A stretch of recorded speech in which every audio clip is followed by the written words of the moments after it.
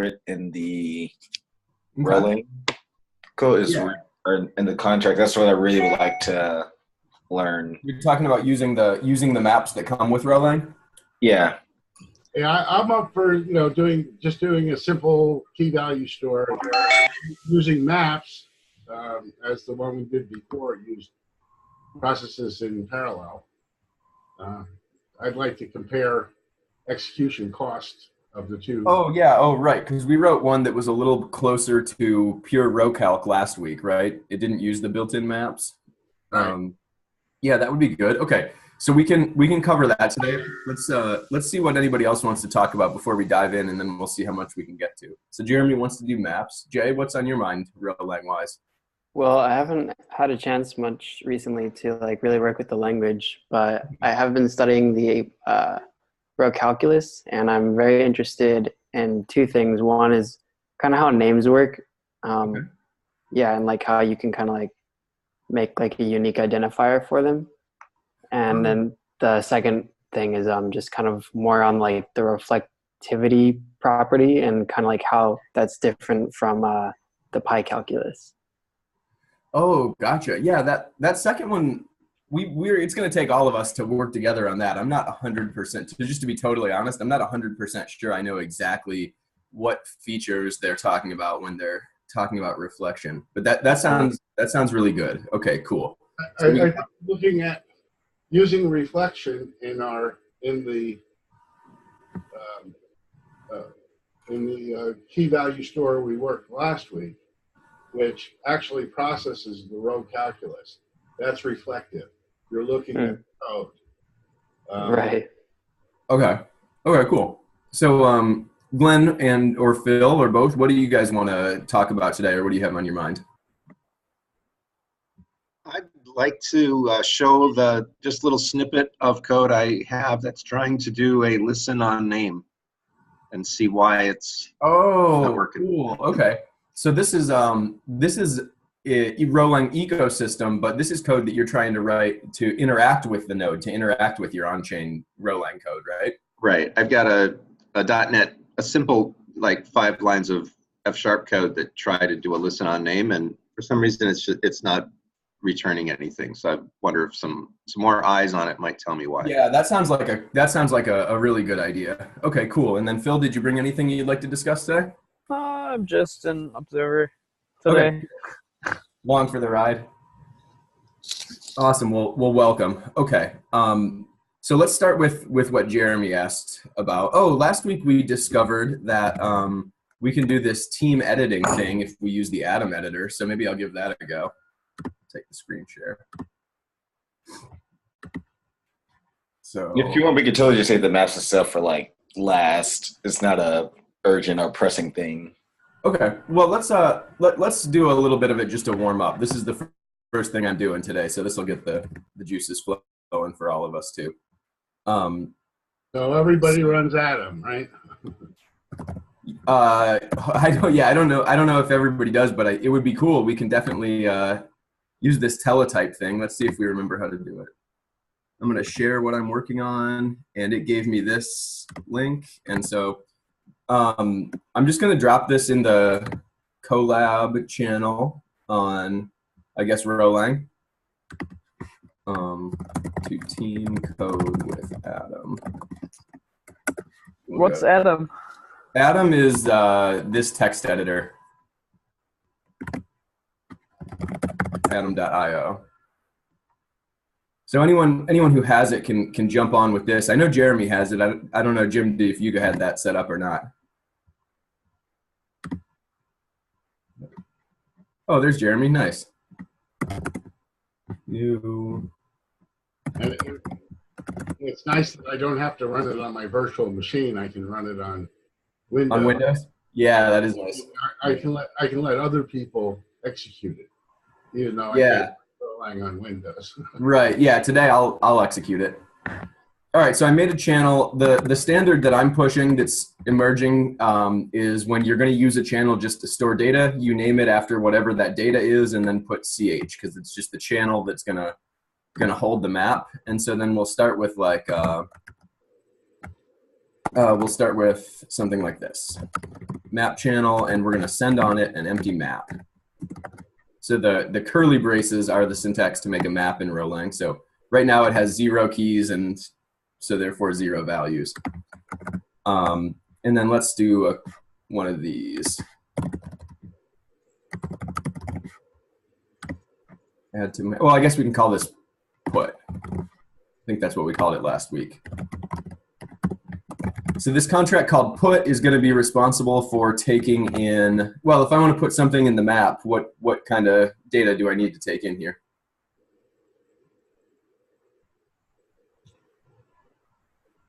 Key and the value. Yeah, totally. That's exactly right. So we'll take in a key, we'll take in a value, and I was muted. oh, Yeah, I was like, why is it like saying without muted? I was like, said that. Why didn't you guys say anything? So, all right, cool. So then all we have to do is we have to associate this key with this value into the map. So what that means is we have to read the old map off of the channel. Mhm. So Jeremy, what is that syntax going to look like for me? Reading the old map.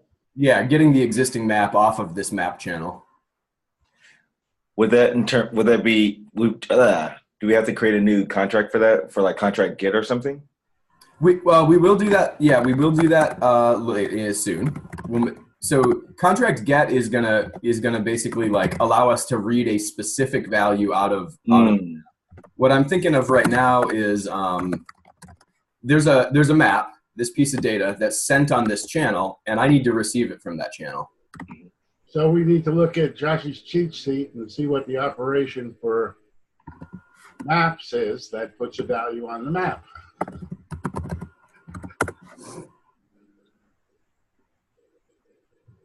Let's see here. Oh, I want it to be a little bigger than that, but maybe I can't. Everybody can read that, right? Mm-hmm. All right, that's about as good as we can do here. So the map stuff is over here in the bottom corner. Mm-hmm. So we're gonna use this ultimately, map.set. The thing I was thinking of first though was we need to receive that map off of the map channel, like that. Format from map channel. Boom. Okie doke, and then what we're gonna end up doing is making so in rholang, all of the data structures are immutable. I think I might have said that somewhere, but if not, that should be on here too. So in many languages, like JavaScript or Python, I can do map.set and it mutates the existing map. It just adds a key value into that map. Well, in rholang, that's not the case. When you call map.set or any of these things that modify it, like delete, for example, it doesn't change the existing map. What it does is it gives you back a new map that's the same as the old map plus whatever modification you requested. Okay. Yeah. So this map, in fact, maybe I'll even make that clear by calling it old map. This thing we're never going to use again. We're just going to request a modification to it, and rholang's going to give us back a new one that has the requested change. So we want to do. I'm thinking. Let me just see here. We're going to do old map dot set, and then we want to set the key to the value. And then the last thing this takes is some kind of return channel, right? Where it's somewhere that it's going to give us back the existing or the new map, the one with the update on it. So there's two ways we can do this. We could, in JavaScript, we might do something like, var new map equals whatever we're typing here. And so then we have this thing called new map, and we can put new map back onto the map channel. Making variables like this in rholang takes a couple more steps. And it takes the steps specifically where we do something like this. We make like a new map channel. Joshy, wouldn't the simplest thing to do just to write that to the map channel? Yeah, so that's what I was gonna. Yeah, that's what I was gonna suggest. I didn't know which way would be less mind twisting for people to watch. So I think Jim, you're suggesting this, right? Or no? Yeah. Yeah. So when you call one of these methods like .set or whatever, like I said, it's going to give you back a new map. Well, how does it give something back? It sends it on a channel, and so you have to specify like your return channel here. So if we wanted to have a reference here to use over and over, we could make like new channel or new map channel like I was about to do. Since ultimately what we're going to do is just jam this thing back onto the same existing map channel that we always use, what we can do is we can say like, hey, set method, when you're done with this, don't bother getting back to me directly. All I was ever going to do was put it on the map channel. So just put it on the map channel yourself. So that's what we've done there. That Right. should be old map.set, right? Oh yeah, thank you. Exactly. That looks good. Okay, so we've basically written this this wrapper contract for the built-in map, and then I think Jim, what you had in mind was you want to compare performance between this and the way we did it last week, right? Right. Yeah, cool. So writing these wrapper contracts actually will allow us to have the same interface between the two of them. So all right, so Jeremy, do you want to try to do get real quick, and then maybe I'll do a little main program over here? Or anybody? I might fail at this utterly, but that's okay. We're all here to learn, so if all right, you fail, we'll help you. So let's see here. Contract get. So we want to get the new data that we've already changed over here, correct? Yeah, the data always lives on map channel. That's what it's there for. So, all right, I'm just gonna give this a whack.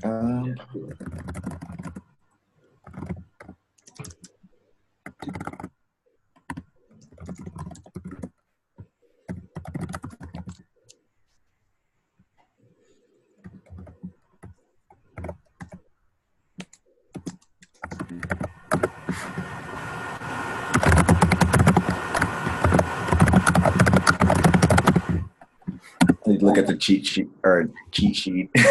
Yeah, good. Let me help you out there. Maybe this is what you want? Yes, map.get. Okay.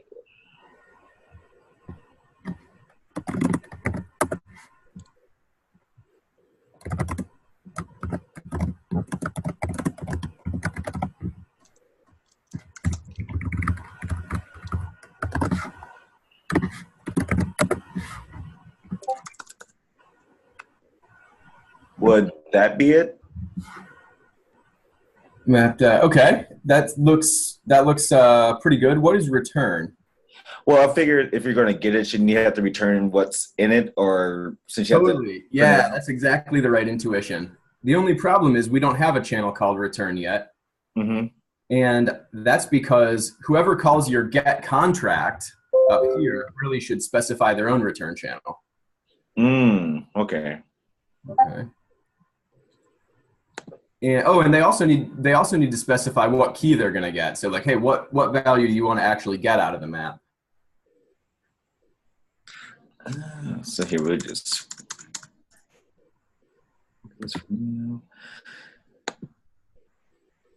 So technically, so up here in the contract, that's where we'll specify what you just said in terms of, so you just only want to get the value or the updated value, so you just put what value? No, Yeah, well, take it in. With a map, the whole idea is you have to request a key, and then it gives you back the corresponding value. Hey, we've got Jim in here. Yeah, and this part's where I'm like getting kind of stuck. Okay, that's cool. Yeah, so let me give you a little tiny bit of a nudge here. Whenever we want to get something, we have to specify what key it is we want to get and what channel we want the answer to come back on. Gotcha. So Okay. I call this thing up. I say, hey, I'm looking. Last week the example was states and capitals, right? So key would be like a state. So this could be like Idaho. And by the way, when you give me the answer, give it to me on this return channel. That's what I'm saying here. So down here I'll put like value. There's nothing. Nope. There's nothing called value. So the question is, what do you want to get out of the map? Well, you want to get your key. And then when you get the answer, where do you want that answer to go? On your return channel. Yeah. Cool. So basically, like, we have this thing built in with rholang, right? It does a get from a map. It says, you give me a key, I'll tell you the corresponding value, and I'll tell it to you on this return channel. So we just wrote a wrapper for that. So that means we need this exact same arguments that this thing needs. And then, so that's good. And then the last thing is we need to put our map back so that we don't clobber it off of the channel.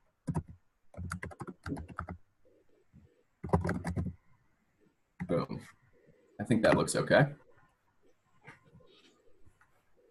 So does anybody want to volunteer to, like, I kind of explained it in my words, and I wondered if anyone can explain this method in their own words. I'll try. Cool.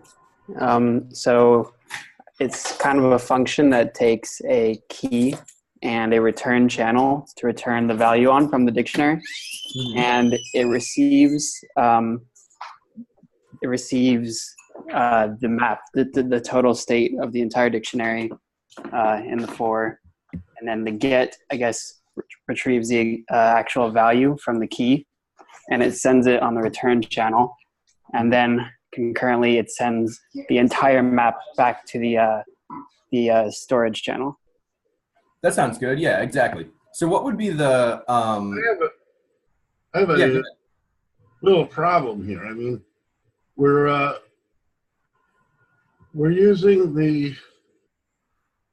sending the map on the return channel. I guess the get map is bound to the old map, isn't it? So we get map is whatever we pulled off of the channel. It's whatever came off of here. That's correct. Right. So you're just never mind, because we didn't modify it. It's still the same. Yeah, we put it back. Yeah. Yep. Good. All right. Good talk. I think that's right. So I wrote a little helper down here called print map, which it basically just makes this print channel. It grabs the map off the map channel, puts it right back on. This is, in fact, I'll even steal Jeremy's comment because it's a good one. And then just sends the map to standard out so that we'll get to see it. So what would we expect to happen if I just ran this thing right now?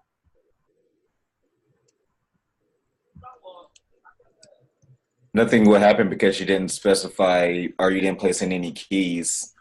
Yeah, right. First of all, the map is empty, and second of all, we've never called like print map or get or whatever. So we've got all this infrastructure here, but nothing's ever used it. Like, we haven't called any of these contracts. So let's start by just doing this kind of a hacky way and saying put, and I want to put, like, I guess I'll stick with the same example we did last week.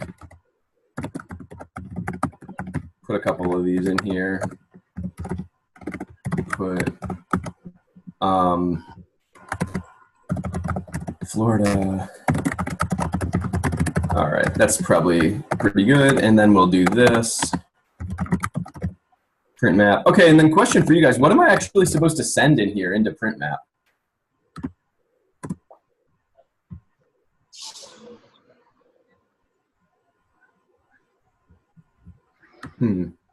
I want to print out my map. I want to make sure. Yeah, go ahead. Will you send the actual map channel? It already knows about the map channel. Okay. It's right here in the same scope. Okay. That would be an interesting idea, though. Yeah, if this were structured a little different, we could have to specify, like, where does this map actually live? In this case, it doesn't matter what I send. All I have to do is send anything at all so that it knows I want to print. Like my relationship with this contract is I only talk to it when I want to do one exact thing, which is print the map to the screen. So I don't have to say any specific kind of message. I can just send anything at all. And so the standard that I'm advocating for is when it doesn't matter what message you send, you should send nil. And so that's what I'll do.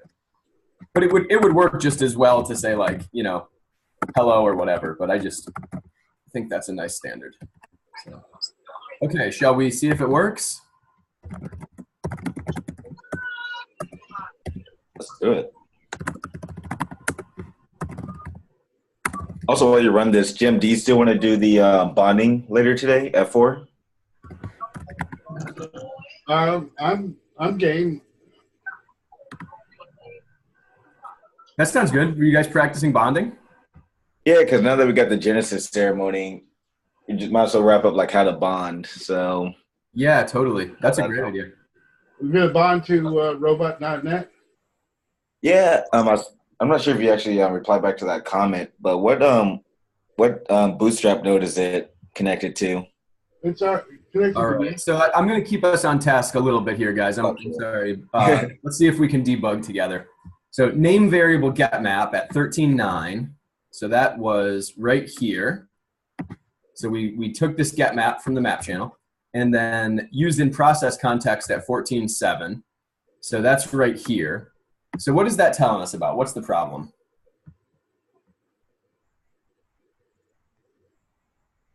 Yeah, nice. Good fix. That's right. So we need to make sure that getMap is a process so that we can call these methods on it. And so that pattern matching makes it a process. Good work.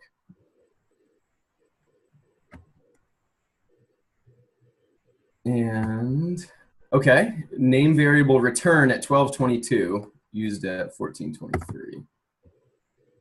Right here. Oh, yep, same thing. And I wonder if I did that up top. Oh, there was no return channel there. Okay. Isn't the standard that the return variable is passed without the at, and we put the at on the return below? Yeah, you want to do it this way? Yeah. That's cool. Yeah. Okay. So, and then finally, free variable print map is used twice as a binder on lines 20 and 32. Oh. I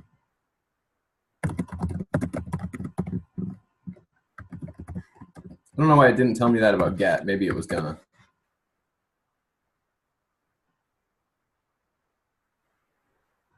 Top level free variables are not allowed. Value at 8.23. Oh, anybody see the problem here? It's val, not value. Yeah.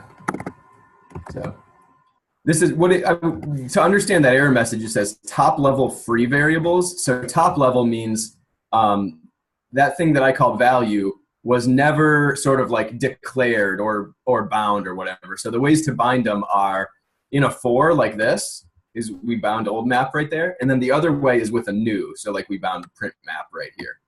So that's what that error message means. And yay, that ran. And the output doesn't look like we got any output at all. So anybody have any thoughts about how to debug that?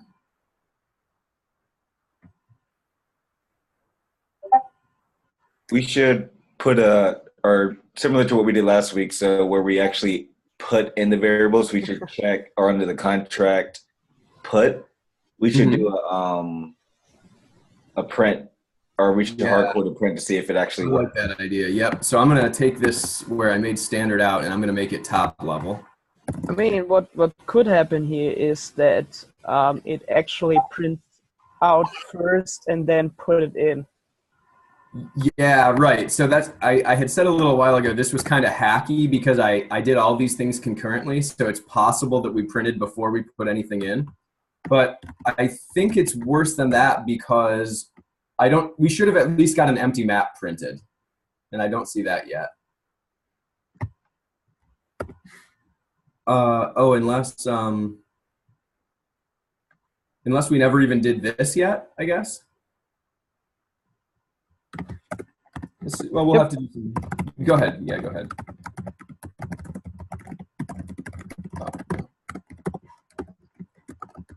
Mm-hmm.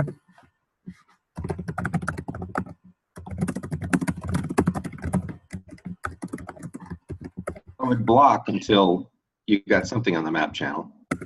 Oh, that's right. So we should have at least had an empty map at the bottom. Good point. Oh, that time we did. Well, that's weird.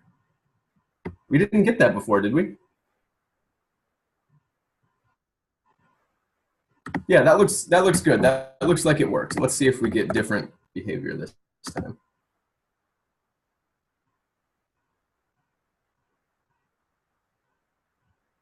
So this time it printed the empty map before it said got map from channel. Oh, that makes sense. Those were concurrent. Okay, cool. So the only issue we have now is that these things that we're putting in there they're either not ever going in, which is possible, or they're not going in until after this print call has finished. So this is an actually interesting thing to talk about rholang wise, because what we really want now is not concurrency. In many cases, concurrency is great, and it's nice that it comes so easily in rholang. But in this case, we actually really want to make sure that we're done with these puts before we go ahead and print the map out. Can I try to fix it? Yeah, please. Yeah, try to fix it, Jim.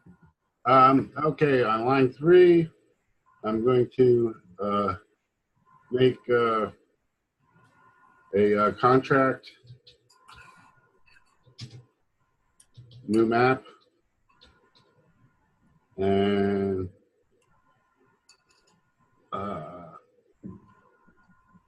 I just need to pass it a return channel. Oh, interesting. Okay, yeah. And then I start that. And let's see. Of course, I would, actually the map channel is what I want to. So do you want to tell us what design you have in mind?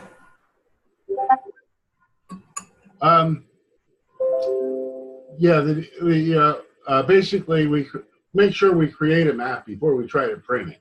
That's the first thing. So okay. we want to listen for the map to be created, okay, and then we can use it. But if we try to use it before it's created, that can be a little problematical. Yeah, I agree. I thought maybe the problem was that put was not happening fast. I was thinking maybe this would be the solution, to take in an act channel here. Oh, you need to do that too. Yeah. Oh, yeah. Cool. Okay. I think you could have even just on your puts down below, just made sure that the 2 puts happen before you do the print. Because I don't think it's a bad design to have this, to have the puts be concurrent. That's actually, I think that's a good design. Mm-hmm. And the problem is that in your test case, you really want those 2 to happen. In other words, the calling the client to this functionality you've built really requires serialization. So right, I agree, Glenn. Totally. That's what I was thinking of implementing. How do you think we could get these to happen? Yeah, go ahead. You could use just a simple new name and send on get a new X in, yep, and then put your puts in there. Mm-hmm. Also put a send on. Oh no, I'm sorry. You could. I think you could use the standard out with an ACK. Would that work? No. This is the thing we need the ACK back from, these puts, right? Oh, I see. So check this out. Here's what I was thinking. For ACK 1, ACK 2. So we're making 2 of these new. So remember, I made it so that put takes in an ACK channel now. So when put's doing its thing, it's going to send back these ACKs. And again, this is the standard where if you just need to send any message, it doesn't matter with the contents, go ahead with nil. So yeah, but what if we didn't want to? Okay, well, sorry. Well, you want to keep these concurrent, right? And I agree, and we're going to do that. So what we're going to do now is we're going to do this join. So when we get anything from ACK1 and, whoops, that was bad syntax. And simultaneously, anything from ACK2, now we can print our map. well, you need to send the ACK, but oh, you're right. Yeah, you're totally right. But interesting. I guess I was thinking of a way where you didn't have to add those ACKs to the put. I think there is some way. Oh yeah, let's do it. What are you thinking? I was just thinking in the test itself, you would just as a, you would send those two. Mm-hmm. Huh. Maybe not. Maybe you'd have to get. Maybe you'd have to try to get them and prove it. Yeah. Oh yeah. Well, that would be one thing. Definitely. Yeah. We could wait until get actually gives us something. Yeah. Okay. So actually, this I'm convinced this design is better. If you don't care about the ACKs, then you would just send nothing and. Yeah. Well, that isn't good actually. You want to clean up the ACK that's being received. Well, it goes out. It goes out of scope after this curly brace. As soon as we're done with it. So it wouldn't remain in the tuple space if you didn't listen on it? Oh, I see what you're saying. Yeah, you're saying like if I just wanted to do one of these puts and didn't care about getting an ACK back from it? Yes. Yeah, that would remain in the tuple space as of now. They talk about garbage collection and maybe implementing that, but that is not done. So at the moment, yeah, that would definitely stay in the tuple space. Right, okay. So I guess one thing we could do is make another contract that looks exactly like the old one that doesn't take the ACK. So then, in fact, that's what they do with standard out. There's one that takes an ACK and one that doesn't. Right. So, all right, let's see what happened there. Whoops. Now we get to do all this debugging again. Oh, amazing. But that doesn't look that good. We didn't get any output. So that makes me think maybe our puts are never going through. So let's debug that. Well, actually, you still have the concurrency issue. Yeah. Because all you've done is gotten the map. You may not have. If you go back up and on the put, on put, there's no. Couldn't the ACK have happened and this old map.set never? Yeah. Okay. So you're talking about lines in 10. You're saying these two things. You still don't know whether the nil is sent before this thing goes, right? Before yeah. Yeah, I agree with that logic 100%, and I've only ever seen the core devs doing it this way, so I don't feel like I have a clear understanding of that pattern. That's a really good question, Glenn, that I've wondered about a bunch of times. Yeah. Also, you're not putting. That looks like a definite bug. This thing, Glenn or Jim, you're talking about this. These two lines being concurrent looks like a bug. Yeah. Yeah. But the problem is I don't know that there's anything we can. Oh well, yeah, we can. I mean, we do get an ACK back when that set is done. We just can't jam it directly onto the map channel then. It would block on the next read. Oh, that's true. It would block now. Wait.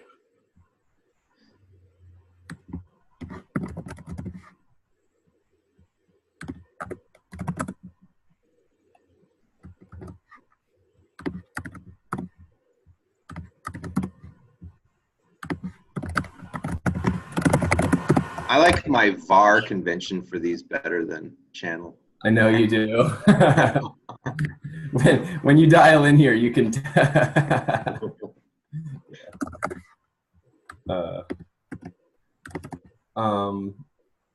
It's a perfectly good convention. Okay, so here's where we have to put this back on. So I need to steal this comments.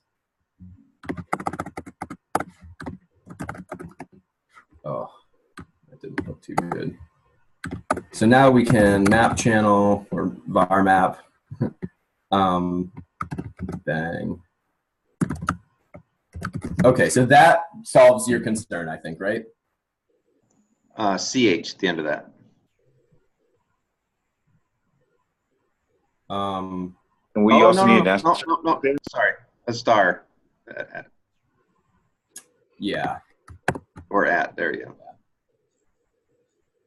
Okay, what were you saying, Jeremy? Oh no, it's the same thing. I was saying whether or not you need an asterisk there where you say map thank you. channels. Yeah, perfect. Good. Good. I like the way you guys are thinking.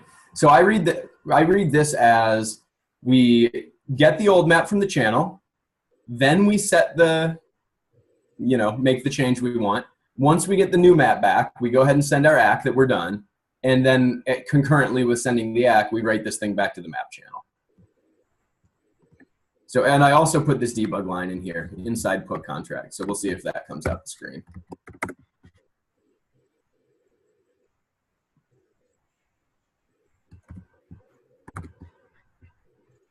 All right, we did get inside the put contract twice, but I still don't see any output.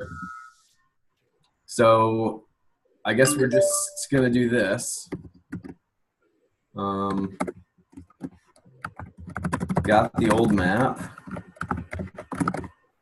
And then got the new map. I don't know a better way to debug these at the moment.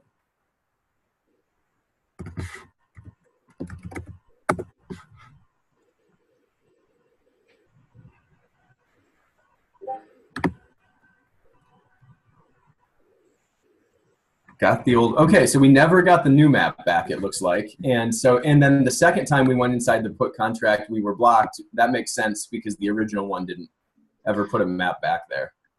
Are we sure that's how set works? Well,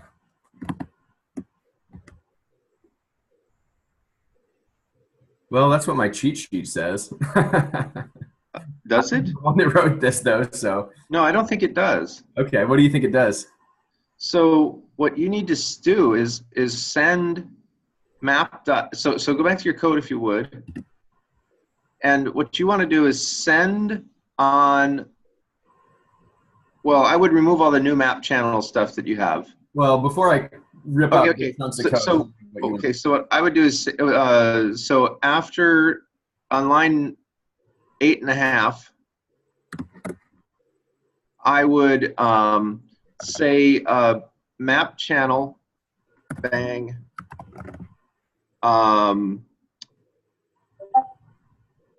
old map dot set key comma value paren. Oh, I think you're right. And the rest you could just comment out or something. I think you're right. This actually like evaluates as if it's a regular old return, right? Right. But now but now we're back to this problem that you were talking about originally that I said I've been stuck on in the past, which is we don't have any way of getting an app. So how much of that? Yeah. So there's no way for me to ensure that this is done before I send my ACK. I think you're right, Glenn, by the way. This is better. This is correct. Yep. I think the return is the map channel, isn't it? The return is a new map with this key value set, and that's what you're now pushing back on the channel. If anybody is reading the map channel, it will begin when the map channel is assigned. Yeah, the next put is definitely going to wait because of the channel itself. The whole. They're going to only be 0 or 1 values on there, and when there's 0, it's going to block. Yeah, you're right. So even though I've written it down here as if they're concurrent, we don't know which one's going to go first, but they're definitely not going to go at the same time. Right. Yeah. Yeah, I agree with all that. Okay, cool. Thank you for reminding how this works, Glenn. That was a big correction. So I think we might, now that we know that, we might have to fix this up. I don't think you need the Oh, no, act. this one's okay. What'd you say? I don't think you need the act. I don't think it does anything. Yeah, I think you're right. I mean, the map channel itself gets written to, and that's... Yeah, you're right. The map channel itself will synchronize us. Oh, yeah, this is going to be much better. Well, but no. We do, because we for the original issue, we need to make sure that we don't print the map before we've put both of these things into it. So I agree that the map channel will naturally make these things synchronize in one order or the other. And that would be true with print map too, but the problem is we actually do care that print map comes last. Right, We don't, but you need to set the sequence in the test here, not the acts in the contracts themselves are redundant. Here you need to okay. to listen So- for the map channel. Wait. I do that here. Okay. Yeah, the way this is very contrived example.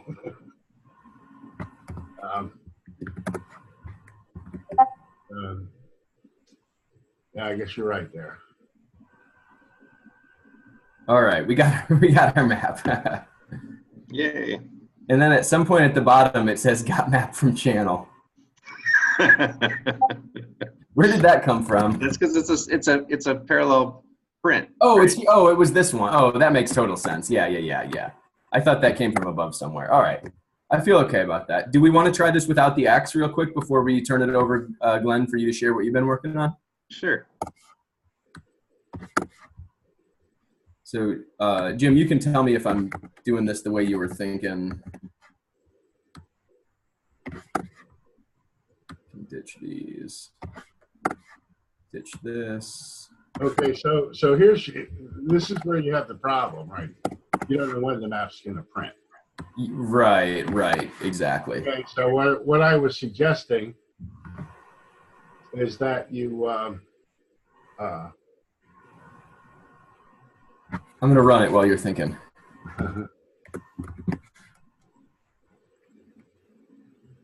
Yeah, I don't think So yeah, I think everything kind of worked, but we printed before we put. right. Yeah. And you're right. There's I think you'd need it's interesting. You could imagine sort of like an event type. I guess that's what the ACK is it's an on put. yeah. I think Right. I think if Yeah.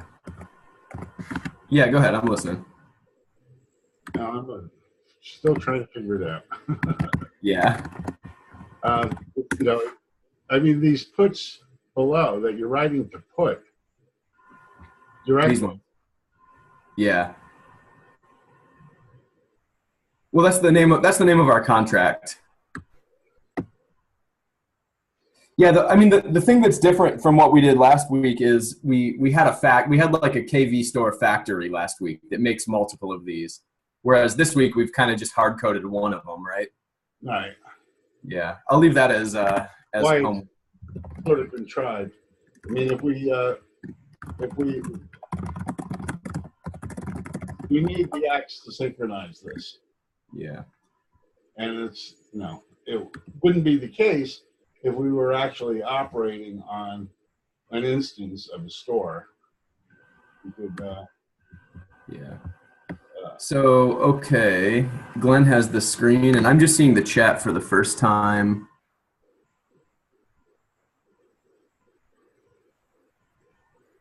Cool. Um,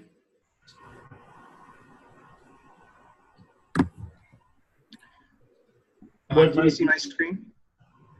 Yeah. Okay. So what I have, excuse me, what I have here is, I just want to confirm this is my rnode start command here. Ooh. Okay. And again, what I'm trying to do is make a listen on name work. So I just want to confirm that, is this enough? I got validator public key. Do I need anything else? That validator, you need to specify a validator private. Oh, I don't. Are you trying exclusively to listen on name, or are you trying to also deploy code before you listen on name? To deploy and listen. You need to specify a validator private key so that you can have a Casper instance. Oh, okay. I did have one of those, but all right. I'll work on that just to.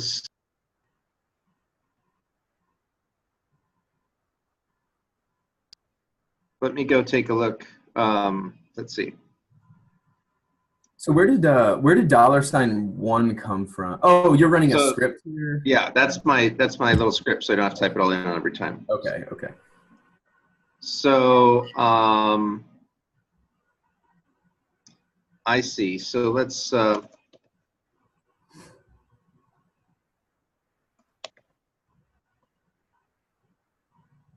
so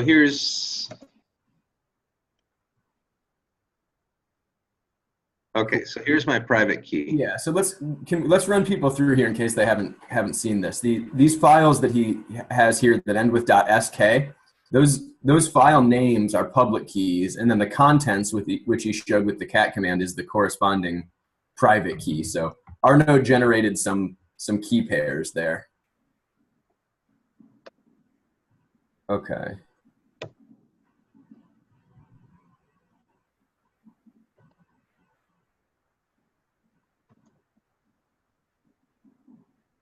Do you have the corresponding bonds text file in the data directory? Right.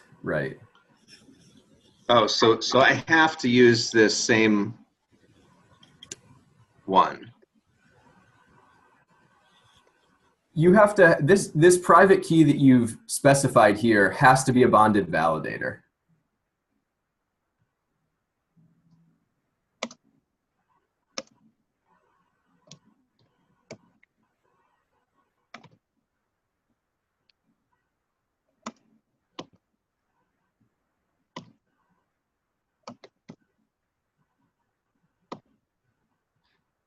I see. So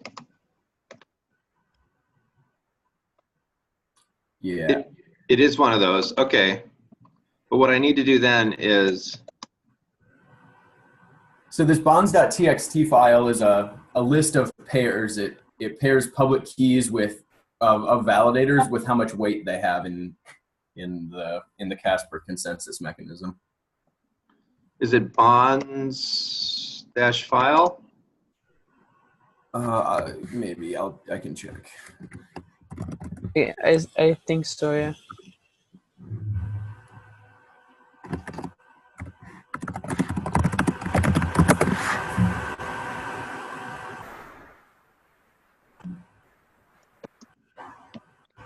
Yeah, -- bonds -- file.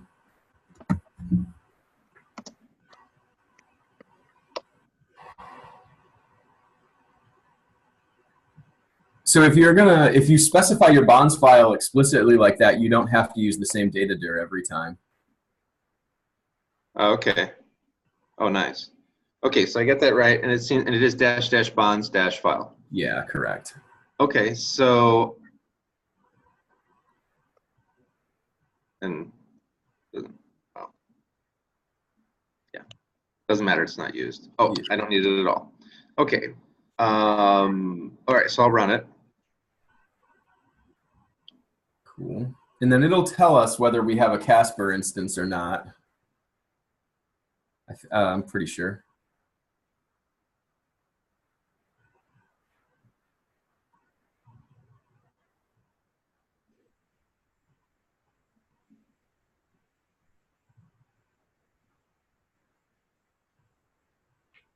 No Genesis wallets exist. Okay, that's no problem. Can you deploy without wallets? You can, yeah, I mean, ultimately, no, you won't be able to, but that is not all implemented. So right now you can. Okay, there you go. Making a transition to approved block received handler. So you're good to go. Okay. So here, so I need to do a deploy first, right? Yeah, you need to do a deploy. That's right. Okay, so what I am deploying here is this term. I'm sending on the Glenn public name. Okay, cool. I think you need a timestamp in that deploy data.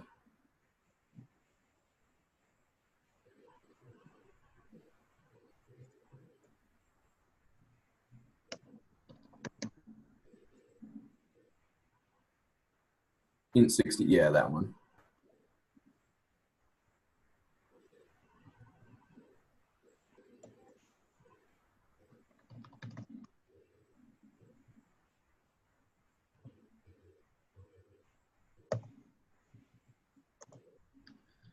Whoa. Can you help us stay oriented a little bit, Glenn? To what? What are we looking at here?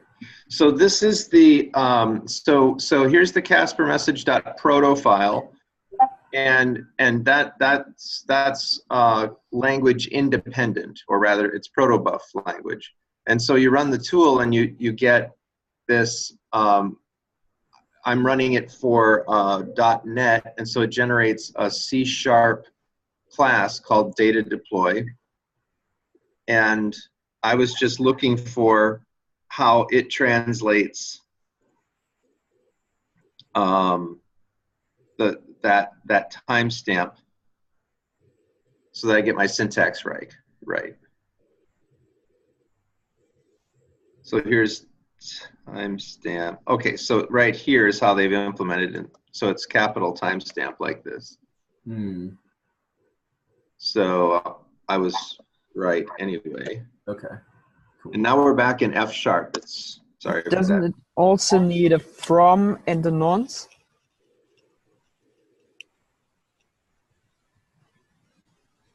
I think those have default values. All right. I don't know. I don't really know though. It depends on node maybe, and I'm not too sure. Is that okay? Anything? Any value? I don't know whether it's enforced that be later than the previous. I don't know. It's probably fine. Yeah, I would guess it's fine. I can do. What was that command you did to get the timestamp? Date space plus %s. The %s is the seconds format, I think. Yeah, nice. So that's what time it is right now.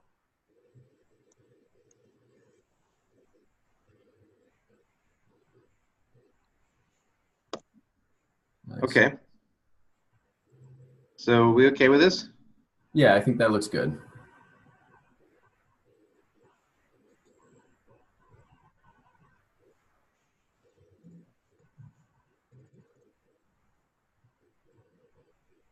So our message is success. And back here we see deploy this. Yay, that's wonderful. Okay. And then if I keep going, so now what I've got is I'm trying to do the listen for data name. And my query is, wait a second. What is line 80 that's commented out? Have you created a block yet? No, I don't know. You'll have to create the block before you can listen on the name. Okay. We go up here and I'll get rid of that. I won't run the deploy again. Nice.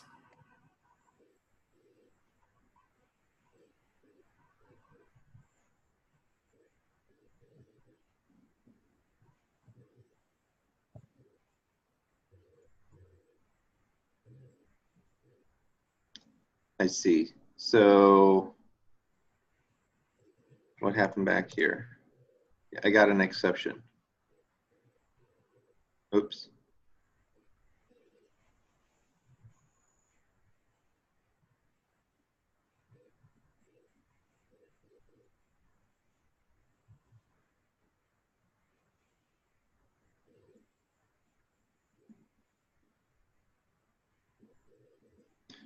Yeah, I get an exception. No such element exception, none.get.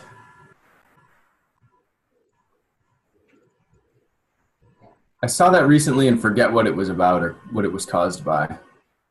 So that's sort of like a null reference. If it's like F sharp, there's a none that equals. It's kind of like null. Yeah.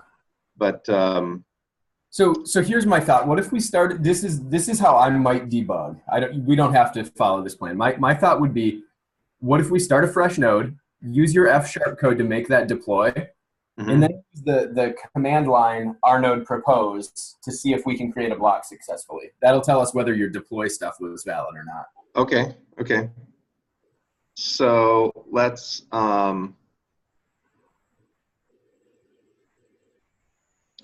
so let's do rnode run dash dash or dash s and then dash dash data dir. You have to be a validator here for this to work though. So all that stuff from your script is going to be necessary, like the private key and everything. Oh, Because you can't create blocks unless you're a validator. maybe I didn't understand fully what you meant. Yeah, I guess I was saying like we tried to do a deploy from F sharp and then we tried to do a propose from F sharp. Yeah. And somewhere in there something went wrong. Yeah. So my thought was, let's try to isolate which part is causing the problems. Yeah. So if we do the deploy from F sharp, but then we do the propose from a different. Yeah. Okay. So do you want me to change this command or? No, I don't think so. Just run it again. Okay. Sorry. Yeah, go ahead. Oh yeah. Do we need to clear like the license, or we need to clear some subset of the data directory that does not include the bonds file? I can create a new one. Okay. The R space, you can remove that to start clean. Yeah.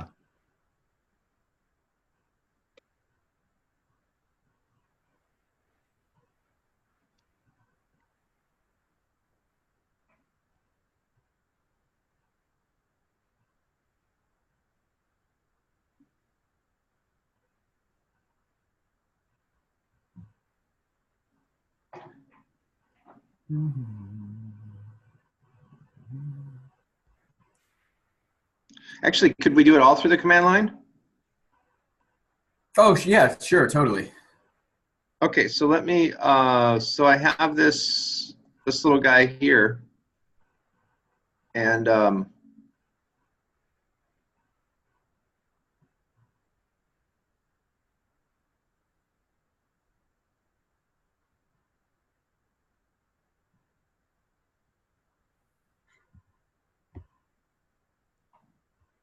okay, so I have this thing here. Let me save that.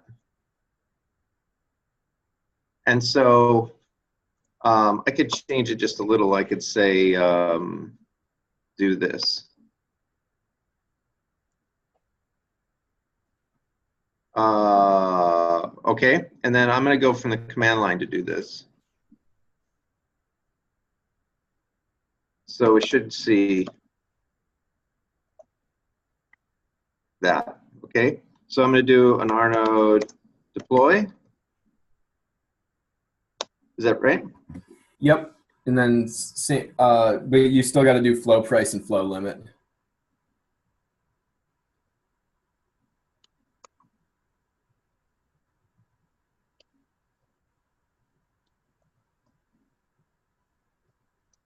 Okay. Mm-hmm.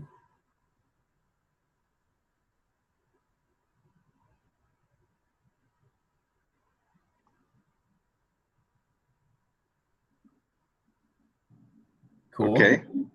Good. And should I do the listen from name from here? You got to propose a block before you can listen from name. Oh, okay.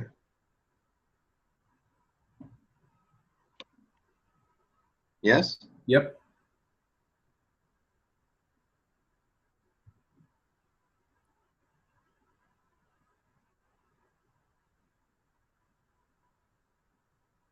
Okay, That looks I good. see. Yeah, so now you should be able to listen at name. So let expert.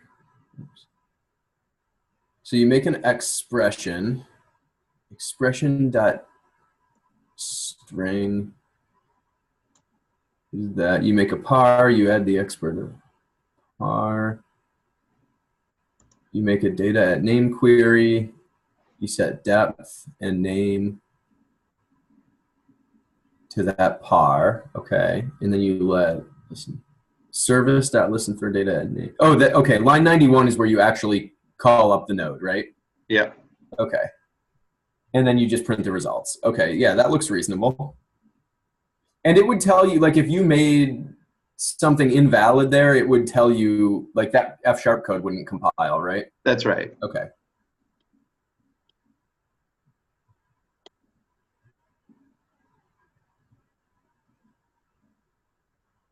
Ah, awesome. What happened? How do you know it's awesome?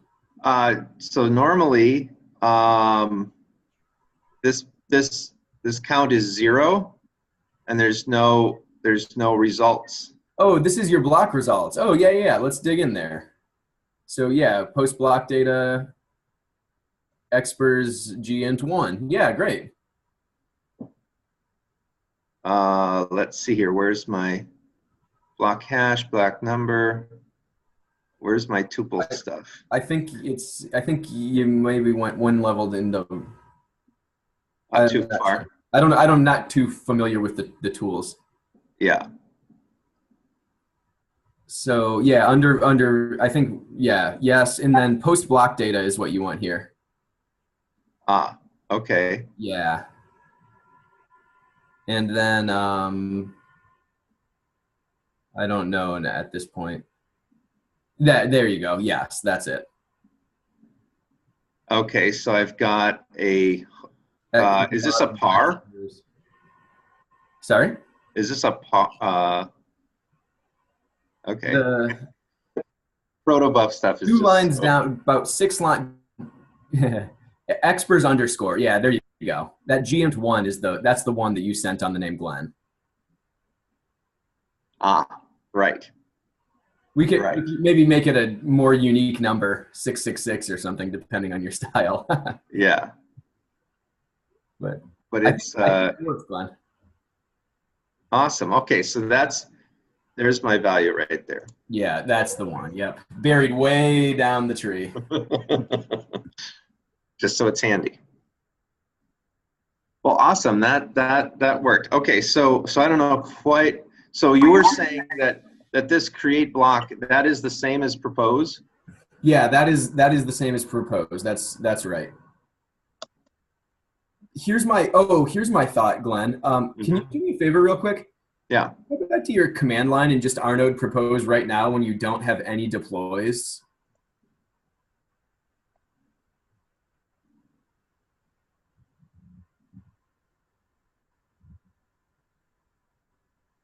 Oh, okay. That's just a reasonable fail. I wondered if your F# code was accidentally proposing the block before the deploy was completed.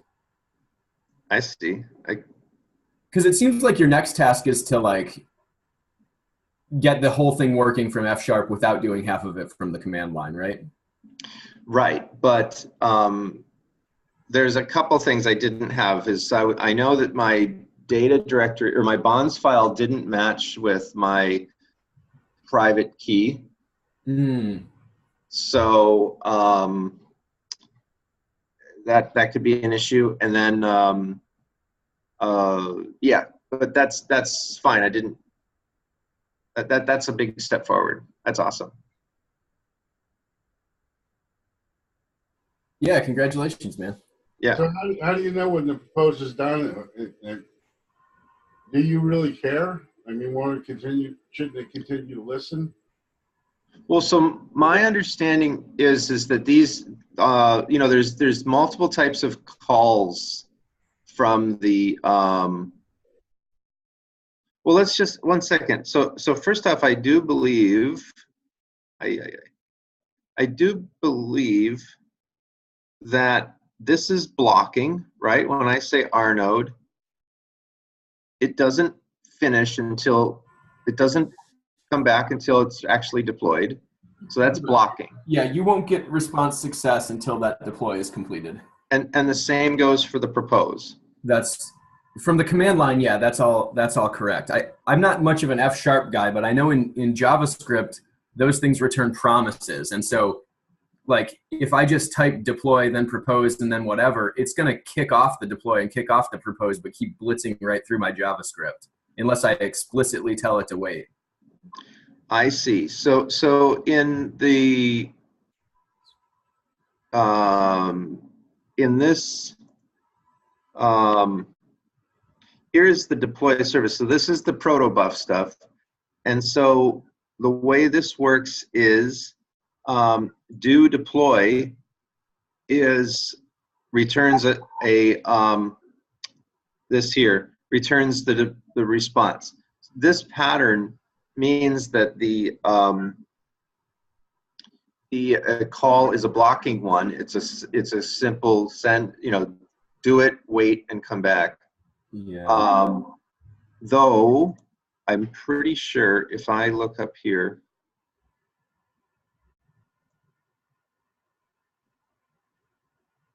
there is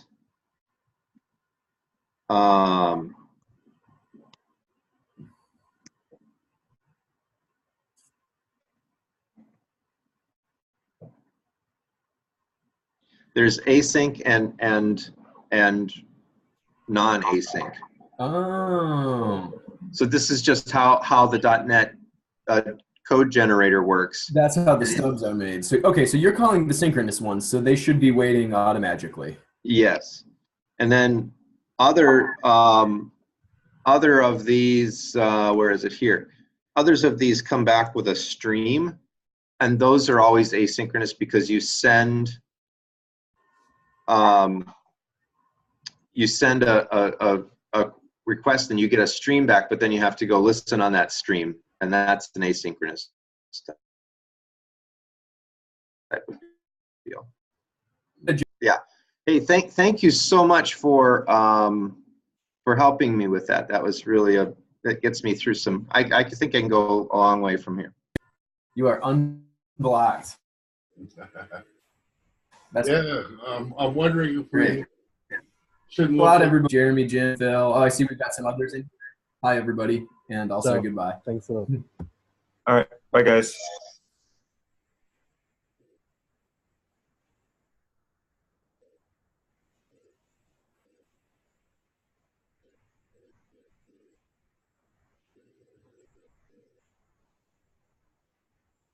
Hey, Jonathan, you want to talk for a few minutes?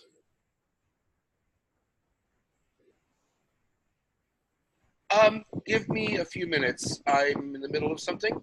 I actually was just having this meeting as background sound because I find it to be so inspiring. But hang on. Sure. Let me see what my schedule is.